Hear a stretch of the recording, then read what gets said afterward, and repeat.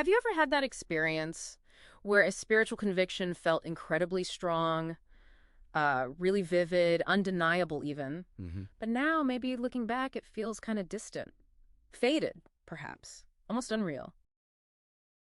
And there's this common idea, isn't there, that losing faith means you're finally seeing clearly. Right, or escaping some kind of brainwashing. But what if the sources we looked at suggest something else? Something based in, how our brains actually work alongside theology? Okay. What if losing faith isn't always about finding some objective truth, but more about a complex process of forgetting, an active forgetting? Interesting. So today we're diving into that. Based on your sources, we want to unpack how memory works, why we forget things, even important things, and what this might mean for our deepest beliefs. Exactly. Exploring the science behind why those sacred moments might feel distant sometimes, and importantly, what you can do about it. Okay, so this is fascinating. First off, it's crucial to establish that profound spiritual experiences, they aren't just vague feelings. Right. Your brain actually encodes them. They're real, robust, vivid memories. How does that work neurologically? Well, you've got your brain's emotional processing centers, like the amygdala, working very closely with memory formation areas of the hippocampus. Okay. And together, they really etch these, let's call them spiritually defining moments. Maybe a powerful conversion experience or a very distinct answer to prayer, these brain areas tag it as important. It helps cement the memory. Sort of like those flashbulb memories people talk about, like remembering exactly where you were during a major event. Precisely. Similar mechanism. So these memories start out really strong, potentially very detailed, but still, sometimes they fade. Why would that happen? Seems natural, maybe. Well, there is a natural process. It's called the fading effect bias. Generally, negative emotions tend to fade faster than positive ones. Okay, so good spiritual memories should stick around longer then. They should be pretty resilient, yes. But even positive memories aren't immune to fading over time. Life changes, circumstances shift, and maybe that vivid memory becomes a bit bittersweet or less intense, less immediate. But it's not just about passive fading, like an old photo losing its color. Your sources mention something more. Deliberate, active forgetting. Exactly. Motivated forgetting. This is where it gets really interesting.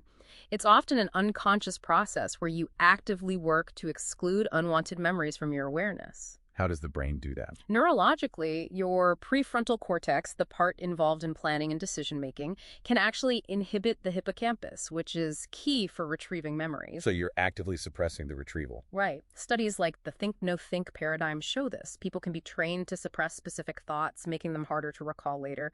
So abandoning faith in this model isn't just passively waking up. It can be a neurologically demanding process of, well, self-censorship to keep uncomfortable beliefs from surfacing. And what's pushing this? What drives that kind of active forgetting?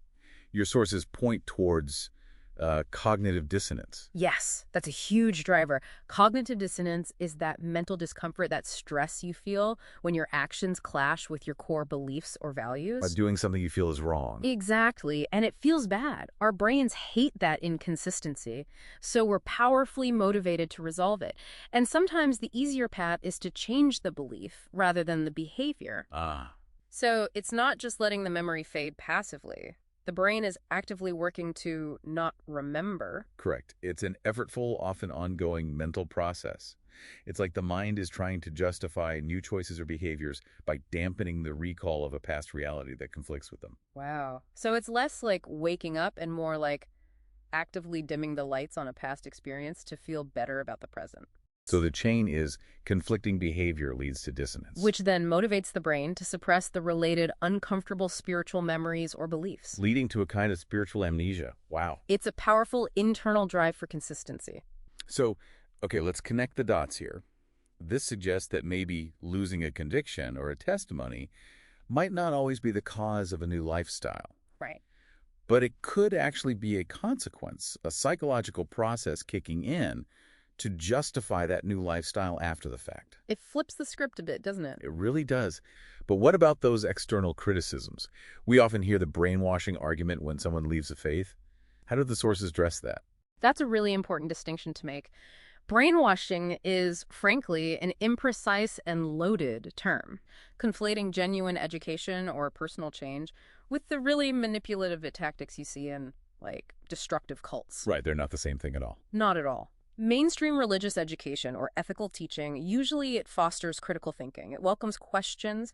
It's about offering a nuanced understanding, not coercive persuasion. Things like extreme isolation, sleep deprivation, inducing fear, total control over information, that kind of high-pressure environment. The sources argue that typical mainstream religious practices just don't fit that coercive model. So wrapping this up, the key takeaway seems to be that our sacred experiences aren't just wisps of feeling. They are actual coded memories. Deeply coded, often emotional memories. But the mind possesses this incredible and sometimes unconscious ability to push them away, particularly when facing internal conflict. So, if forgetting, both passive and active, is a natural human tendency, what's the countermeasure? Especially in a spiritual context. Well, it's interesting to connect this science back to scriptural or spiritual injunctions. Think about the constant refrain, remember, remember. It comes up a lot. It does. It suggests an understanding that forgetting is the default state, and remembering requires diligence. The sources highlight things like the pride cycle in the Book of Mormon, where forgetting God is consistently linked to spiritual decline. It's framed not just as good advice, but almost like a divinely given cognitive behavioral strategy. A strategy against forgetting. Yes, daily practices prayer, scripture study, attending church or temple, taking the sacrament. These aren't just rituals, they function as active rehearsals. They keep spiritual memories accessible and strong, counteracting natural fading and motivated suppression. And the role of the Holy Spirit. Present it as a kind of mnemonic catalyst, something that specifically helps us recall spiritual truth, Christ's teachings, and God's influence in our lives. It prompts remembering. Makes sense? And Elder Anderson's counsel, to write down and share spiritual experiences. Fits perfectly. Writing forces deeper cognitive processing of the memory. Sharing it acts as social rehearsal. Both are scientifically known ways to strengthen memory traces, making them more resilient against forgetting. And hearing others reinforces related concepts. These aren't just quaint traditions. They are neurologically sound practices for memory maintenance. So the final thought for you listening is perhaps this. What memories are you actively choosing to keep alive? And perhaps which ones might you be allowing or even encouraging to fade?